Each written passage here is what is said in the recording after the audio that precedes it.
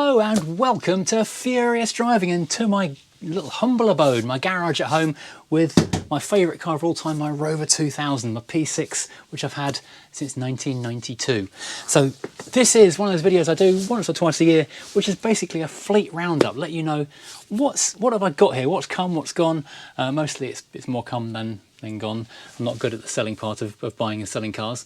But yeah, basically I get a lot of questions throughout the year. What's happened to such and such car? Have you done whatever to such and such car? Have you sold this? Have you still got it? Is it broken? Is it running? Why haven't we seen whatever car for a long time?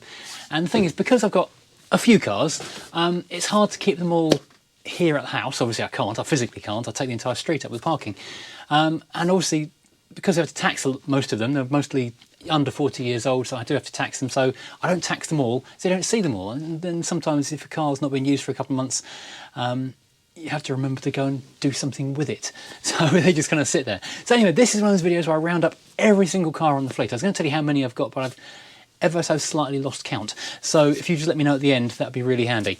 So I'm going to start in here in the garage with this, the 1972 P6 2000. And before I go any further, I will of course say the ubiquitous, the essential, please like and subscribe and hit the bell notification, because all that kind of stuff does make a massive difference to YouTube, sharing my videos and my channel to other people. And currently it doesn't seem to be, the algorithm doesn't seem to be liking me very much, and it's not showing my videos to as many people as it should be. So if you could leave a comment, perhaps just say hi, thanks, loved the video, just something as basic as that. And if you want to share a video to a friend, just copy the link and just post it on Facebook, post it on any of the other socials, email it to a friend who can then watch it. That is the biggest thing that the algorithm takes notice of. If someone's taken that trouble to go and move a video onto someone else, it will really recommend it, and then it'll recommend the channel. And we've doing really well, growing. The channel is still growing really nicely. We're nearly 110,000 subscribers, which is astonishing. But currently the views aren't reflecting the number of subscribers, and so obviously the number of views reflects what I'm actually able to do on the channel. So let's move you off steady cam onto shaky cam and show you this. It is a rather lovely car which I've had basically since I was 17, and I'm never going to sell it. I love this thing. It does need some paintwork, unfortunately. It was last painted, God, 20 plus years ago. It looked good at the time, but it's starting to fade off a bit now. It's got a few stone chips and things.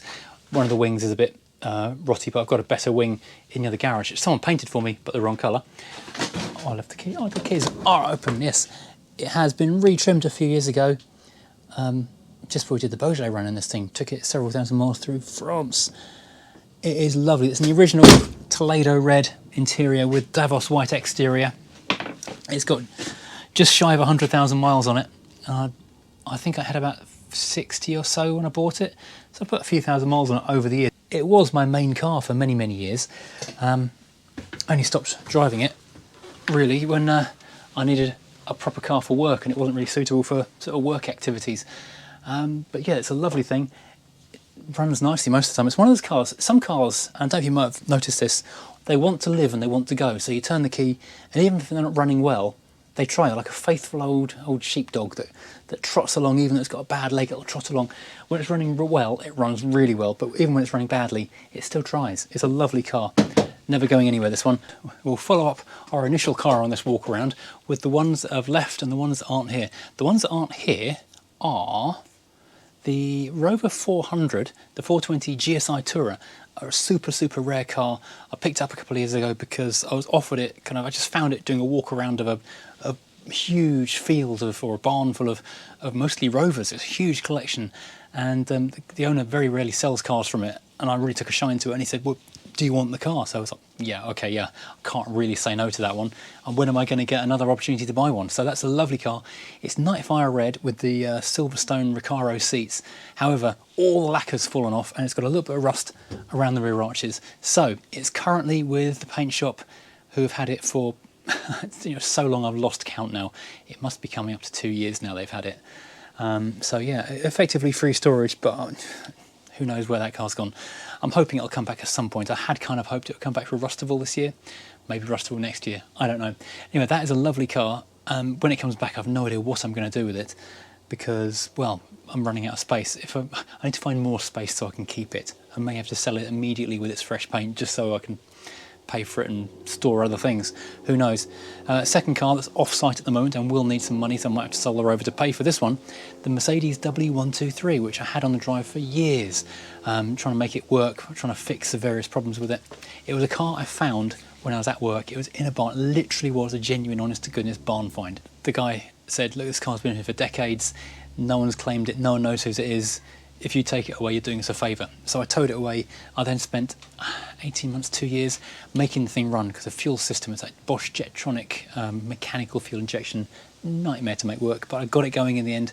Got various other things working on it. But then I discovered it was horrifically rusty, and I was just starting to break it for parts, and then 60 Diesels got involved. They've now got it, and they've just started welding it. And I'm genuinely terrified what they're going to say the price is going to be. I'm actually quite worried because the extent of the rust they're cutting out is huge. So very, very concerned about that, hoping it won't be too terrible. So those are the ones that are off-site and I can't get to. The two that are gone, because I'm very good at buying cars, I'm not very good at selling them. I kind of get emotionally attached to cars that I shouldn't do. I don't know if you've noticed that about me. I've become my little friends. Yeah, I've actually let two go. Hippo the Freelander, that was the first to go. That was a bit of a mistake, because we all like that car and it's great for holidays and stuff. But you may recall my friend Jason, who had the L322 Range Rover a little while ago. Anyway, he had it for a year. My reasoning with that car, it was £1,000. If you got a year out of a Range Rover for £1,000, then he'd been doing well. It was like £70 a month to rent a Range Rover effectively, and it gave him like a year of pretty much trouble-free motoring. Got to the end, the air suspension packed up and a few lights came on the dashboard, so it wouldn't go through another MOT. So he's kind of had to mothball it. He hasn't scrapped it yet. I thought he'd scrapped it. Turns out he's just going to mothballed it. But it potentially needs some very expensive modules to make it work again. The car's got over 250,000 miles on it. So whether it's worth throwing money at, I don't know. But anyway, he needed a car, I needed space, and so he fitted into the Freelander. So he took the Freelander, which I'm going to kind of think, well, maybe it's a mistake, but it's worked out okay for the time being. Secondly, Veyford the Volvo. Again, a car I didn't really want to part with, but opportunity came up. Thing is, when I did the drive to Gothenburg to the Volvo Museum a little while ago, that was my plan to be my swan song for that car. I decided at that point to let it go, move it on to a new home. It's only meant to have it for a few weeks for a cheap car challenge, but then COVID happened and we hung on to it for 5 years. But my friend Chris, who previously bought Quentin the convertible from me, he took a shine to it, and he's been flipping through cars quite a lot over the years. He said he wanted one to kind of hang on to and put a lot of effort into. And I was like, well, yeah, you sound like a good owner for this car. You look after it.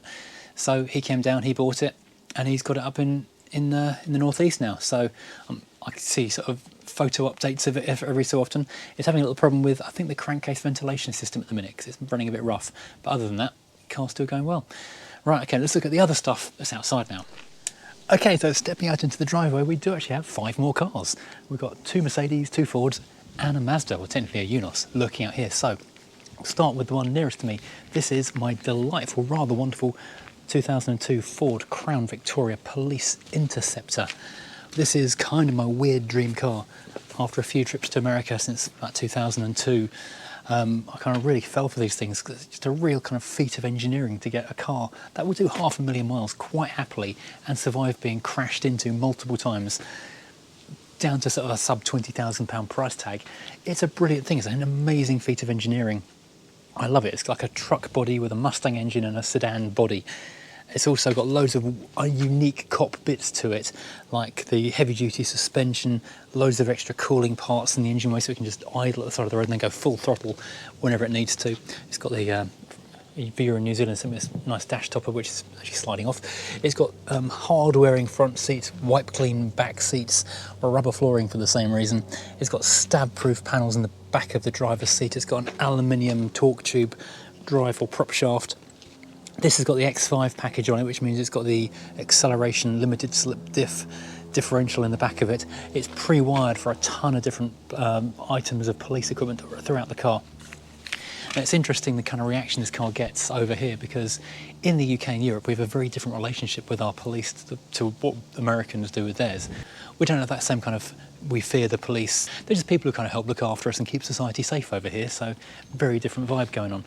This currently is taxed, it's MOT'd, it's insured, all the rest of it. I haven't used it for a couple of days, weeks even, because I took it down to Bewley very recently. There was a southern group of motoring writers, it's a sort of guild I belong to, had an event down there to drive lots of new cars, and I took this one because we all take interesting cars down. It actually won. It got Journalist's Choice Car of the Day, a bottle of champagne. Very, very nice indeed. Thank you, guys. However, on the way back, the front right brake started binding on. I noticed it was making noise, it was getting warm. Also, my fuel economy got even worse than usual. So I've not used it, or barely used it since. I've used it once or twice just to see if it was still binding on. It had a new caliper not that long ago, so I suspect it's probably going to be the flexi hose that goes to the brake line that's causing the problem. It also needs new front drop links and it needs new rear shocks. I've got both of those in the boot. They're both a bit of a faff to fit. I might just drop this up to an American car workshop that's just around the corner from here in the next week or two and get them to do all of that. Also, I've got new wings for it. I've been struggling to find a pair of front wings because they've both got rot just here, which is like a really common place for them to go. You can actually feel like a hole through there. But a couple of months ago, someone tipped me off to some old TGI Fridays Crown Vics that were sitting in a breaker's yard near Oxford. So I rushed up there with my spanners and I picked up, I actually got 3 in the end, got 2 really good ones and one slightly better than this but not perfect one as a spare. And the 2 good ones are currently with the paint shop and they might even be ready now. I need to pop over and have a look. They never answer their phones, it's hard to check. I have to make sure I drive past and do it, which is a pain. But no, this thing is fantastic. People say, oh yeah, you're done with that car yet? You're going to get rid of it? No, I think this is fantastic. I might try and garage it for winter though, because it does not like being outside over winter.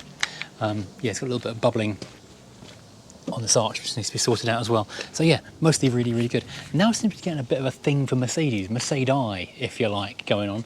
This is the everyday C250 CDI AMG Premium Plus, which is the daily work hack. Is that a... No, it's dirt. I thought it was a new chip.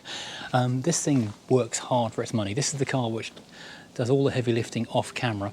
It got driven into a few weeks ago. I did moan about it. Something, when it's parked, scuffed into the front and took a bunch of paint off, so I need to get that repaired at some point soon. It's got close on to 150,000 miles on it now. Drove it down to Italy for our summer holiday a few weeks ago. Did 3,000 miles in less than, well, just about 2 weeks. Drove as far as Pompeii in the end, which is just outside Naples, to give you some kind of clue as to the, or to give you some kind of idea of the distance. It is fabulous as cars go. It's really comfortable, heated seats, air conditioning is incredible. It's got actual buttons on the dashboard, which the later model of this car, they've taken these buttons away and stuck it all on a screen, which I absolutely hate, so I don't want to upgrade to the newer version. It drives nicely, it's got all the toys I could want, it's got the panoramic roof. I wish it had a manual gearbox like my old one, but other than that, it's brilliant. It's also 4-wheel drive, it's a 4MATIC. So with the all-season tyres, it's basically a go-anywhere, unstoppable machine. It's one step down from a truck. It's basically a comfortable pickup truck. And it just gets used and used and used. It looks good and it drives well. It's like 0 to 60 in 7 seconds and tops out about 150 miles an hour. It is quite a thing. Very, very wolf in sheep's clothing kind of a Q car. Now, next up, we have this one, which is, I should probably mention this car, it could be yours for £1, one of your English pounds. This is the 2000, I think it is, SLK 200 compressor. Bought this for £400 a few weeks ago, and it is epic, absolutely so much fun to drive it. Mrs. Fears basically stole it and been driving it, so I've not been able to fix it very much because she's been just taking it to work all the time. It's not perfect. It has got rust bubbles on the wings, front and rear. It's got a huge number of stone chips all across the front. With the sun on it, it really does catch it. And the folding hardtop has decided it's not going to work because it leaks too badly. So it's a fixed head coupe version, effectively. But underneath, the chassis is rock solid. It's incredible. And the interior, the seats are lovely. There's two-tone leather seats are lovely. It's a shame that the dashboard is kind of scratched up, but you know, the car drives nicely. The aircon needs regassing, but I think it will blow nicely. But I'm giving it away in less than 2 weeks, end of the month. Zap that QR code and it could be yours for £1. It will have a short MOT, but I'll try and get that sorted out beforehand. Secondly, well, next up, MX-5, or technically a UNOS Roadster.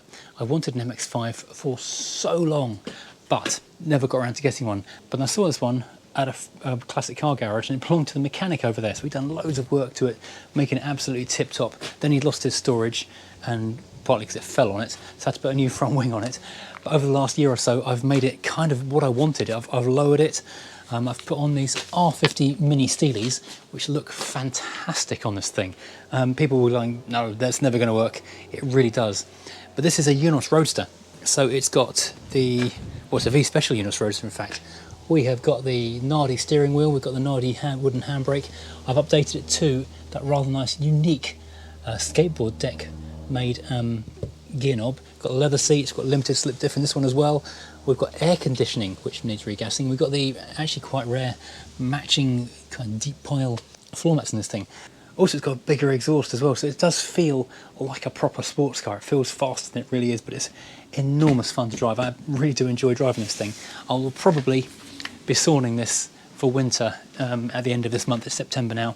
I suspect I'll try and save a few quid by taking this off the road for a few months over winter time, because I don't want to rot it. It's a nice solid car. I don't want it to rot out. But no, I'm not planning on selling this anytime, unless of course I can do some kind of deal where that one makes a fortune on the raffle. Currently actually, tickets are really not selling too well on this thing. So if you fancy a very, very cheap car for £1 with a good chance of winning, that my friend is your place to go. Even if you don't want it, you could scrap it for 300 quid. If you wanted to part it out, you can make probably a couple of thousand on all the bits of it. The engine is brilliant on it. The car runs well. So yeah, even if you just, yeah, buy it and scrap it, buy it and sell it. Get both of these. I'd love a Boxster. So maybe two of these could go, Boxster could come. But the MX-5, although maybe not as good as a Boxster, has a lovely raw feeling to it. Anyway, this thing, behind the MX-5, is a very new addition to the fleet. Only arrived very recently. It's a Mark 1 Focus from 2003. It's also a fully loaded gear, so it's got all the toys you could have in 2003. You've got air conditioning, quick clear windscreen, fabulous, that's locked, fabulous velour interior, a single cup holder. It's also only got 34,000 miles on it, so the condition is generally incredible. It has been sort of knocked on the rear corners and things because it was an elderly owner who'd say serviced it with Ford right up until they stopped driving, and the car sat in a garage for years, since about 2019 I think, possibly even before, not being used. So I've just done a fuel pump, timing belt happening next week, MOT, yeah, get it on the road as soon as the paperwork arrives from the DVLA. We can have this thing actually on the road. It does need all of this stuff taking off. I'm experimenting with different products to try and get that clear, because that's horrible. I don't know what the best thing to do about that is. I don't want to sand it. There must be some chemical that will remove it. Brake cleaner, traffic film remover, something like that will get it off, I reckon. And then we need to get the corners done. Then, what do I do with it? I don't know. I've wanted a Focus Mark 1 for a long time. I think they're really good cars, and I think they're definite, sort of bang on, rock solid future classics. People are going to want these in the future. Ford's always go up in value. Ford's always collectible, and with this one with 34,000 miles on it, it's a good example of the breed. If someone wants the perfect one, it's only a few stone chips away from perfection. If someone wants a basis to model, if someone wants a base to modify from, again, you've got a really solid car. It's not rusty underneath. It's just really tip top. So whether I hang on to it, tuck it somewhere away for a few more years, you know, with its all sort of fresh belt, fresh everything, keeping it running, just tuck it into the back somewhere, sawn it and hang on to it until they become properly collectible, or just move it on immediately. I don't know, because, yeah, toughy. What do you do? I've had a quick switcheroo on the driveway, and now the Rover has replaced the Mercedes. I must have getting a bit of a hankering for a Mercedes in my old age. They are incredibly good cars, and they feel so well engineered. The best or nothing, as I think the phrase is. But anyway, this isn't the Mercedes, this is a Rover 75. This is the car that this is the car I actually swapped for a Fiat Idea. Since then I've done a few changes to it, thanks to viewers for supplying some of the parts. It's now been backdated to a pre-Project Drive genuine wood dashboard. It's got a matching wood steering wheel and with leather bits, which I found elsewhere but made it fit. Someone gave me a set of genuine Rover 75 floor mats, which have been a nice addition. In the time I've had it, I have done head gasket, water pump, all that kind of stuff. It's had some running issues, which I have, I think, sorted out now. So it actually runs really, really nicely. The interior of this car is just wonderful, apart from that door card where the chrome thing has fallen off. I'll glue that on shortly. It lived just around the corner in the next village for most of its life. It was a Rover registered car for the first 6 or 9 months of its life, sold locally to the main dealer. Old man, I'd say, man is probably in his 60s, I think, when he bought it back in 2003. He then had it until he gave up driving, and then I got it. So it's a car which is, I'll be honest, it's not the best car in the world to drive. They're decent, but they're kind of a comfortable cruiser rather than a fun, engaging car. And that's kind of where they fall down, but they look so beautiful. It's kind of a car, it normally sits where the focus is, and it's just nice to look out the window. See, it's just a really pleasing shape. And the designers did a wonderful, wonderful job on it. And technically it's for sale. It's on Car and Classic at the moment. I will take an offer on it. I don't want to get rid of it, but I need money and I need space. And this car has done, I think, everything that it can possibly do on the channel, unless I do something mad and do some terrible modifications to it, which are going to spoil it. It doesn't need anything. It runs nicely, the body works good. It's just like maintenance and upkeep, which is not exciting for videos, but it's just a lovely thing to see. It's a nice thing to walk out to. There's cobwebs all over it. Huh. The spiders have been out in force over the last couple of nights. Everything's covered in cobwebs. Someone said a while ago that I'm building more of a museum than a collection, and that's kind of where I wanted to go with this. This is very much my intention, to build a museum of my own personal favourite cars. Like a living museum that you can just walk out, turn the key and drive off in. Unfortunately, I'm just about £1 million short of making it a reality. So yeah, that's the Rover 75. Technically it's for sale. I don't want to sell it, but if someone does make an offer that's acceptable, then we might have to say goodbye. But it is a lovely, lovely thing, and I do enjoy just looking at it and sitting in it. Right, the Furious Fleet Tour continues at the Furious Offshore Facility, the Barn of Broken Dreams. Yes, we're going to call it offshore because that sounds more exciting than somewhere near a field. Yeah, this is where we store some of the ongoing projects and some of the cars that are just off the road, sawned for the time being. And well, I've got 5 cars in here at the moment. Some of them are just basically waiting for an MOT, some are just waiting to be taxed, some are waiting for a little bit more. But let's focus on the cupboard full of toys, because that's actually more positive. Very dusty from all the sanding we're doing in here with the Mini over the last few months. Got some quite cool models in here, a lot of Corgi, a lot of Matchbox, some quite rare ones like the Lock, Stock and Two Smoking Barrels P6 and that really cool Carabinieri Fiat 131. I don't know if you can see that in the middle of that cupboard. That is the models of yesterday. I'll clean this when I move the Mini. Models of yesteryear, Cord 812. That was the model that got me so hooked on cords all those years ago when I was a kid. God, that dust's got inside the cupboard. I need to spend a day cleaning all of that. That's really annoying. Yeah, cool stuff in there. But the Mini is a problem child. So for new viewers, this is my 1969 Morris Mini Mark II. Morris, not an Austin, and I say Mark II, which is like a super rare thing. It's only made them for like 3 years. Came in, I think, 68. Late 67, went out again by 1970 when the Mark III came in.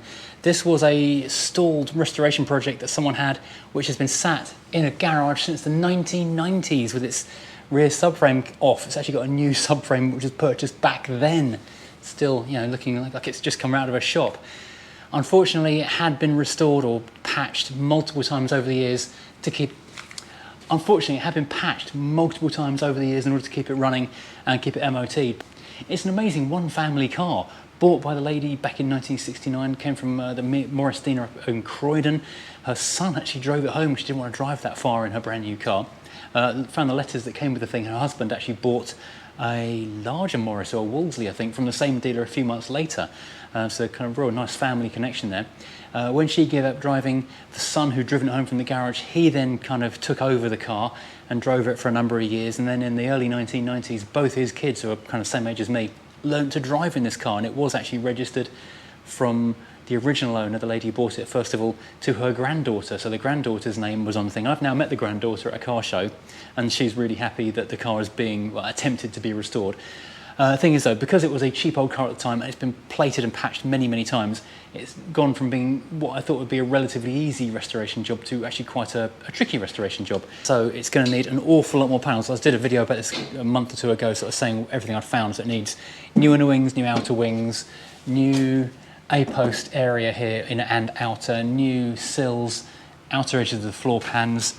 Going towards the back, it needs inner arches. I think this needs, it's taken a knock. So basically by the time this has been done, I need to do a new one of these rear panels as well. Probably the cheapest panel on the car. The floor itself in the middle looks quite good, and the interior, well, that one need replacing as well. But the engine though is quite good, as far as I'm aware. It turns over quite freely, and it's a Mini-Matic Auto, which is a super rare car. Almost none of that, single digits of these things left on the road. My first choice was to do like a big mod on it and sort of put a bigger, faster engine in, but then I discovered just how the Morris, the Mark II, and the Mini-Matic Auto are all just individually rare, but combined it's a unicorn. So I've kind of got to put it back together. It is sandy beige, but I think I'll give it a black roof and I'll give something nice with the wheels and do a couple of personalisations. But yeah, the question now is what to do or how to do it. Because technically I'm not allowed to weld in this building because it's made of wood, but you can pay more for insurance and do it in here. So if the landlord will allow that, maybe I'll do that and do it myself. I've spoken to restorers and basically the cost is going to be prohibitive. So it's going to be either I do it myself, or I get someone friendly to come in and do it, or I've got to transfer it to home on a trailer as a shell. Fortunately, it's quite light as a shell, and do it all at home in my own garage at home. But anyway, I did notice, actually, I don't know how I missed this. I need to actually find the email and say thank you. Someone did send me some money towards panels for this, so thank you very much indeed. I do appreciate that. I will drop you an email tonight because I missed the email come in, but someone sent me 50 quid towards panels and I really do appreciate that. Thank you so much. Yeah, that's my PayPal account, waiting to go and buy some sills basically. I think I'll probably start on the sills, get the floor pan good. But Steph at iDriver Classic, who I sort of co-run Rustival with Ian and Carly, she works at ADO Restorations up in Yorkshire, and they do all the repair panels, so they can help me out with the panels at least to get started, and then I can make a start on doing stuff. Maybe I need to go and get myself a spot welder, but first of all I need to figure out where I'm allowed to weld. Anyway, that's the Mini. Alpha 145, if you remember this car, this was a lockdown project, it turned out. It wasn't meant to be a project, I bought it as a good running car, but I basically got diddled by a guy from, I think it's in Bedford, who sold it to me, who was apparently an Alpha specialist, who had bought it for the interior, because it's got a genuine factory Momo leather interior from new, and a £7,000 engine rebuild. It's quite a good car. And I've driven other 145s and 6s since this, and before as well. And I've never driven one that revs as freely and as excitingly as this car. This one's a bit special, actually. I think whatever the engine work was done to it, it's really done a lot of good. Because it had the engine down to the bare thing. There's a problem with Alpha twin spark engines. If you're not an Alpha person, you might not know this. They use oil at quite an alarming rate, as standard. It warns you in the handbook, every 1,000 miles you might have used a litre of oil, so do check it, and it will burn out. And there's a cutout in the oil sump on the 2 litres, in fact all of them, for the exhaust to pass through because it's so low to the ground. And that means that number 3 cylinder is prone to drying out of oil, and if you're low on oil, you can burn out the valves and then burn out the piston and then, yeah, basically destroy your engine. This had that, but it had everything. The crank was ground, the pistons were honed. Possibly it's running at bigger than 2 litres even, I don't know. I don't really know what was done to it. Anyway, this is a wonderful, wonderful car. Turned out though, it had been rusty in the sills and the person had plated over the rust, so it was just rusting underneath that. And then they had done a real dangerous bodge on the strut tops as well, so it nearly got scrapped because of that, but we decided to put it back on the road. It is MOT'd and it is taxed and I should be driving it, but every time I come up here it's in a car that won't fit back into this parking space, and then I can't drive it away because I need to do 1 in, 1 out. I'm not allowed to leave cars overnight here, not that I particularly want to. So yeah, it's getting stuck here. I need to go and switch it with the MX-5 because the MX-5 isn't going to get used over winter. End of this month, that's it for the MX-5, I think until January, unless it's a really fine winter. Anyway, 145, also super rare colour, Azzurro Fantasia Blue. Next up, the Mini, which by the time you see this, hopefully will be back on its wheels again. I'm sort of filming this video in stages. This is a pre-production pilot build, whatever you want to call it. I always call it a pre-production car because it was built in the days before the cars went into full production. It's got the wobbly roof with no support struts. It's got the different vent grills on the scuttle. It's got the different pedals. It's got the red interior. This is all early stuff. This was the car that was sent to Leeds Mini, Scotall Mini, I think that what it used to be called, in Yorkshire again. Funny, it was the Yorkshire tyres today. As their launch car, as the car that sat under a cover in the days before the brand was revealed. and it was the car that was shown as their demonstrator. So this was built on a Y-Reg, which means it was built before production started. It's the 200th car built. Every time I talk about this car, someone says, oh, I can't believe you're still calling it a pre-production car. Technically it is. I'm not going to get into the argument again. Currently, I'm just finishing up doing the drive shaft and brake discs job. I had to wait for a new drop link, ordered the wrong one, or the wrong one came because it's differences. Hopefully by the time you see this video, this will be done and finished, because I'm filming this video in stages whenever I go places. And this is a lovely little car, and you know what? I don't like working on this car much. It feels like too much of a new car to be fun to work on, but I do love driving it. It is a really, really fun car to drive. This is one of those cars that think, oh, hairdresser's car and all that kind of nonsense. These things are little go-karts. They're fantastic. They're not hugely quick, and 0 to 60 is like 8 or 9 seconds. It's not like the fastest thing in the world. It's a 1.6 Cooper, not a supercharged, which I would quite fancy. So yeah, but it is amazing. It's a little bit of history and it's a little bit of fun. Running a dehumidifier here because we have had some fun leaks in this building recently. Apparently there's a gutter that runs behind that wall which is leaking, and I've actually had like full-on water on the floor. So dehumidifier, trying to save the cars from rotting out. But two interesting Rovers, two quite rare Rovers. This is the newer and the rarer of the two. My 200 VI, which is an R3 bubble with the 1.8 VVC. Super rare car. If you're aware of what the BRM, the one with the red grille, effectively the same car as this, but without a limited slip diff and the red leather interior. But it does have its own unique fabric interior. But as I might have said in the video, which you might have seen the other day, what is in the garage, the mirror has literally dropped off overnight. Don't know why, there's always been a shonky one, and I just realised I still haven't fixed that door card. I still haven't fixed this window winder, because I just noticed the door card's on the back seat still. It's not a big job, it's just a real faff and I can't be bothered. Yeah, this is a really lovely car. The battery has gone... No, this battery hasn't failed. This is one I got from Tainer Batteries a while ago. Had a good battery in it, I stole it for something else. This has got a bad battery in it, that's partly why it's not gone anywhere. It is MOT, I think. It's not taxed because it's on sawn, but it's trapped behind the Mini in pieces. But this is, believe it or not, possibly the most enjoyable car on my entire fleet. I should whisper around the other ones, but whereas some of the cars are an event, some of them are massively exciting, they're rare, they're different, this kind of does everything so well. It's extremely comfortable, it's reasonably quick, it handles, again, like a proper little go-kart, but a comfy go-kart, and it's got a decent sized boot, and the radio is good, and it's economical, and it's actually really reliable. This is possibly the best car I own, which is a bizarre thing you might want to say about a little bubble Rover from 30 years ago. This thing is brilliant. The R3 is possibly peak Rover. The R8 is the other one which is peak Rover, because this is broadly, well, it's 50% Honda basically. Rover and Honda worked together, because the other one of course is the R8, which is also considerable, also could be considered peak Rover, because yeah, this is, well, it was built in conjunction with Honda, so there's a lot of Honda goodness in this car, which made it incredibly reliable. This has got the 2-litre T-Series, which is 150 horsepower. Although I've just done a head gasket on it, I've just noticed it's drained its coolant tank. That's not good, and I'm assuming that, because it hasn't been running, it must have been leaking something, it must have a leaky hose somewhere, so I'm going to have to investigate. Oh, look at that. I think I found my leak. Look at the top of my alternator, pink. I'll look into that one. I think I might have got a dodgy thermostat housing.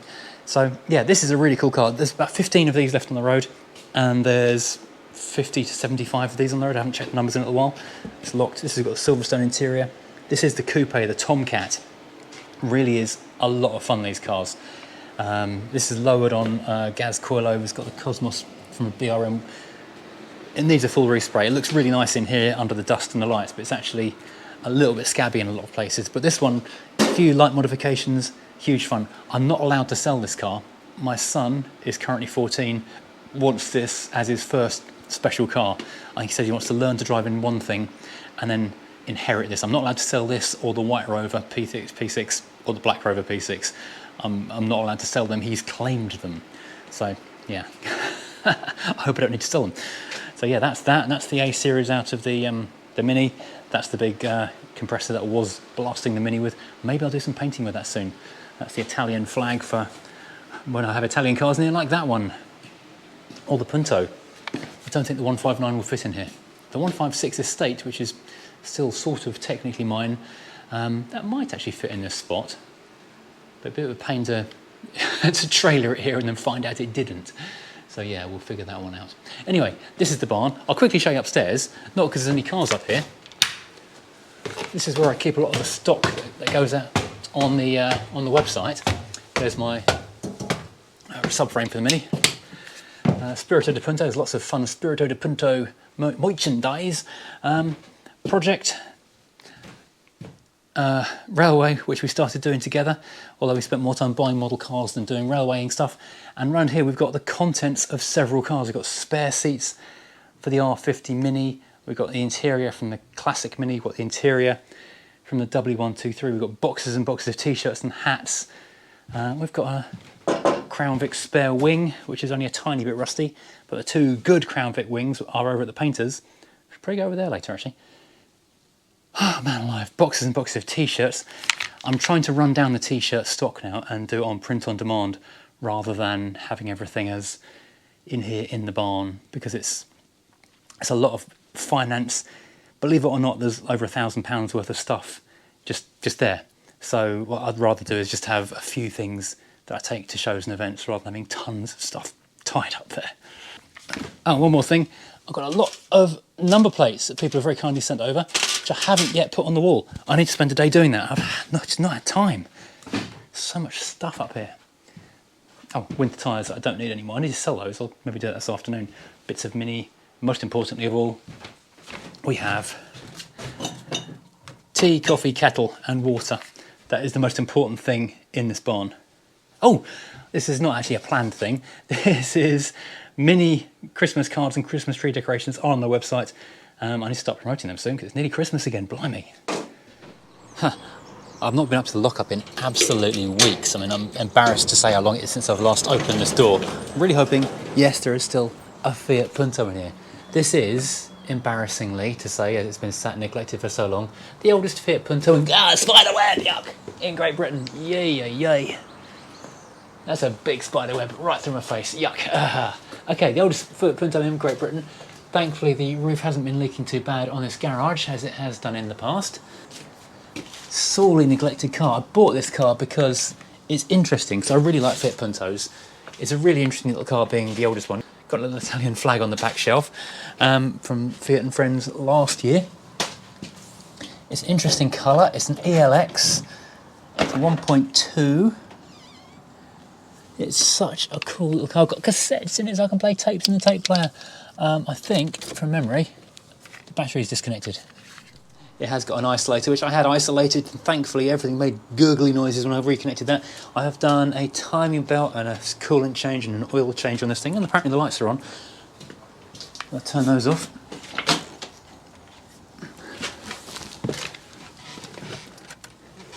And see if this thing will actually fire up for the first time in quite a while. There you go, it's alive. I might actually run this around the block, well, around the little car park area. It's not MOT'd or taxed, so I can't. This is a lovely little car. I haven't really used it in absolutely ages. Someone said to me the other day, is this thing still MOT'd? And I had a quick think and I thought, I don't think it is. I think it's been off the road, just parked up safe in the garage so long, it hasn't got an MOT on it anymore, which is, again, embarrassing. And as I was kind of rehearsing what I was going to say about this car on the drive up over to the unit here, I was thinking, do you know what, I'm going to be honest with myself and say, like Mrs. Furious said, get rid of some of the cars, choose some of the ones that you haven't used in ages, that are maybe less interesting ones in the fleet, sell the Punto. And as soon as I opened the door, I thought, oh, this is a cool little car. You just don't see Mark I Puntos anywhere anymore. And there's a lot of nostalgia in them. As I've said in previous videos, Mrs. F's first modern car, her first proper car that she spent money on, was a Mark I Punto, and then she had a Mark I convertible after that as well. So we had a lot of sort of fun times going out in Puntos back in the old days. And this is just such a unique dashboard compared to today's cars. What a cool little thing. So anyway, the plan with this car was, as soon as the Rover 400 estate came back from being painted up at Full Circle in Marden, this was going to go and take its place over there. So we've got like a parking swappage going on. and I was going to get the rear arch welded, the rear inner arch welded as well. A lot of paint done on the back of the car, so the whole thing looks a lot smarter. Won't really increase the value of it. And I paid £1,500 for this car. At best, this car's worth maybe £2,000, having spent a bunch more on sorting the bodywork out. Probably still only worth £1,500 if I'm perfectly honest, because the market's kind of taken a dive across the entire classic car market. So anyway, just doing it for the love and the stupidity. But yeah, there it is. The little Punto. It really does need to get out. I'm just glad to have shuffled it out, unflat spotted the tyres for a minute or two, get the fuel running through it again. Anyway, it's a pretty little car. I really like it. I should definitely sell it, but I'm probably not going to because... And if you're wondering what's in the cassette deck, we're actually playing currently Aerosmith Big Ones. Their greatest hits from the late 90s. A bootleg copy of Motley Crue Wembley Arena Live in 1989. Iron Maiden Killers. Iron Maiden Power Slave. Great album, that one. And of course, Aerosmith. That was my music to rock out on the way to Lincolnshire too. Last time I took this car on a big trip, it was up to Lincolnshire to do that Bomber Command tour. Anyway, right, next car. Now, our penultimate car on the list, I've stopped counting, I hope you guys have been, because I've kind of lost count at this point, is the Alfa 159. This was meant to be a catch and release effort because it had been languishing in a field for 5 years. It needed to be moved. The people in the field finally decided they didn't want this large lawn ornament taking up a car-sized space anymore. It needed a new engine. The timing belt had slipped. It ruined the rocker fingers. In fact, I can show you what it had ruined, in fact. It's dirty because, I'll get onto this, I use this car all the time. It ruined these things. When the timing belt goes on a 159 2.4, or any Alfa 2.4, it bends these rather than destroying the engine. So I got it with the intention, and just look at this interior. This is just beautiful. This is partly why I use this car all the time. The intention of just changing those 20 rockers, was it 40 rockers? It's a 20 valve engine, 2 per engine, there's quite a few of them. Anyway, unfortunately that was not the case. I wound up having to buy an engine didn't turn up, bought a second engine, finally fitted the engine at Go Italia, and now this thing is just beautiful and it's a lovely, lovely car to drive. I need to do an actual review on it, but it's got this wave of torque and it's like something like a really posh truck kind of a sound to it because it's got the 5-cylinder turbo diesel. I use this car literally all the time. The reason I'm filming this one in Sainsbury's car park rather than at home is because I'm just out in the car, well, most days really. I seem to be using this in the SLK most at the moment, with the MX-5 if it's a really nice day. Yeah, the only reason I'm not using it for work all the time is because it's not ULEZ compliant, so I have to pay £12.50 to go within 30 miles of London, and it's only a saloon, so anything involving estate car stuff, the Mercedes gets used. Yeah, it's really good. It's pretty quick. It's extremely comfortable. The radio's amazing. Oh, I can't hook my phone to it, so I can't play music or Audible through it, which is a bit annoying. But it is just a lovely, lovely place to be. I mean, the idea was to sell this car immediately, and I probably will sell it before too long because it's just basically done. Unless I start modifying it and put on TI, lowered suspension and bigger wheels. I quite fancy the Pro Drive wheels of a Brera. They look really nice on it. And remap it. I'm getting down a route already, aren't I? Yeah, basically they're really, really good. Yeah, this is not a deliberate advert, I just noticed this. You may have seen the extra adverts I've done on this channel in the past. I am still using my extra wallets, I use them every day. This is the red one, which kind of matches the red Alpha. I've got a beige one which goes nicely with the pale blue Alpha as well. So yeah, there's a link to the extra wallets in the description. That was an unplanned product placement. Do click the link, I still kind of get paid on referral from them. Anyway, right, that is the penultimate car. Fabulous thing, I'll be honest. Out of this and the Rover 75, they're both beautiful cars. I mean, the early noughties around the millennium was a high point for car design, I do think. It's hard to pick which one I think looks better. This one's got a more of an aggressive, sharp Italian, fast look to it, like more of a gangster. The Rover is definitely more your English gentleman. I love looking at both of them. I think I prefer sitting in the Rover, but I prefer driving this. It's a tough choice as to which one to keep. And now for the piece of resistance, the final vehicles of our tour of the Furious Fleet.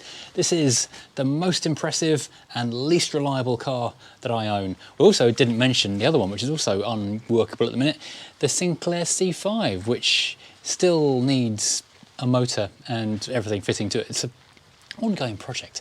Anyway, right, so here we are in the other little garage. We've got the 1973 Rover P6 V8, which has, of course, got the 4.6 litre Range Rover in it. It's a lovely car. It sounds immense. and it looks so good. It's so sinister in black, little hot rod ring red wheels. This car is epic. Really do like this car a lot. However, I've made very few successful journeys in it. It always seems to have one teething problem after another. Currently, tried to get out the other day, started up in a short, and it fired up quite happily, but then it was running really, really rough. I took it down the road and I had to kind of give up and limp it back at walking pace. And I am assuming that the reason it did that is because there's something wrong with it.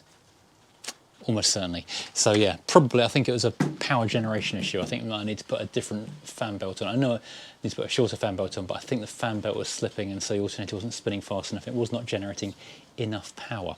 I'm reckoning that's what the problem is.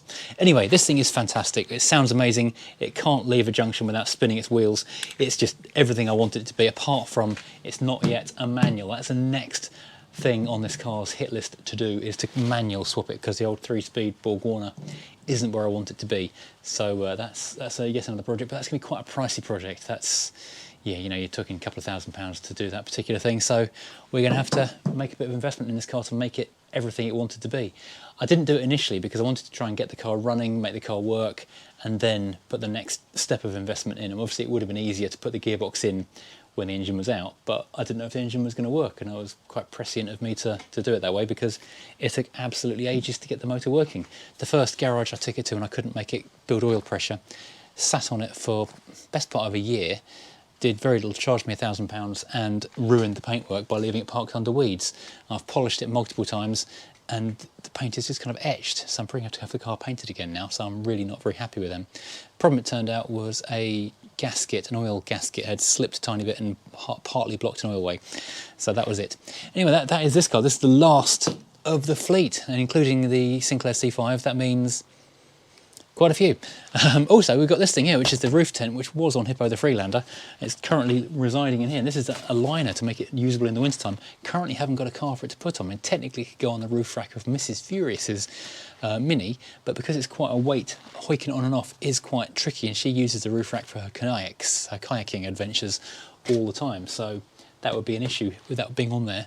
What I need is like a drive under kind of hoist, so I can raise it up and lower it down onto a car in here. That'd be like the ideal situation, wouldn't it? Although it'd probably wind up pulling the roof down, because this roof is actually leaking now, it turns out, so that's great fun. Anyway, these are all the cars of the Furious fleet. I know lots of people say I should sell certain cars, and I kind of agree, I should sell some of the cars. There are too many at the moment. The problem is that they're all a favourite. Every one of these cars is a favourite for a different reason. You know, people say sell the Punto because it's, you know, had its day, you've not done anything with it, which is a fair point, but I really get into it, and just the nostalgia kick is instant. The 159 was a car I fixed with the intention of selling it. Turns out I really do enjoy driving that thing. Admittedly, it's not the most alpha-y of alphas, because it does feel quite sort of heavy compared to 156s and previous generations, but it still feels nice. The leather is amazing, the smell of it is lovely. Then you've got the Rover 75, which, as I say, is currently on Car and Classic. But yeah, I just walked past that a second ago. I thought, oh, that looks nice. I don't want to sell that, I just want to look at it. What I want is a giant building I can walk into and see all of these things. Yeah, so, yeah, problems. If I asked 10 different people which car I should be passing with, I would get 10 different answers. And no matter what I sell on the channel, it's going to upset somebody. And if it'll make someone else happy, whenever I buy, people will not be happy either. So you can't win really with YouTube, can you? But hey, this has been an interesting little kind of refresher of what's on the Furious fleet at the moment, because even I kind of forget sometimes. People ask me to say, what cars have you got? I say, well, how long have you got? And then I sit there and forget half of them. So this is the full list as it stands at the moment. Obviously, that's subject to change at any given time. Maybe by the time this video comes out, something will have gone or something will have come. Who knows? Well, the one thing that will be gone in a few days is, of course, the SLK. And if you want to get a ticket for that car, only £1, as I say, check the link in the description below. Could be yours. Even if you just scrap it, you're going to make a few £100 just from driving it home. What's not to love about that? This has been fun, looking around all this. So thank you for watching. As always, like, subscribe, share with a friend, and I'll see you again next time. Goodbye.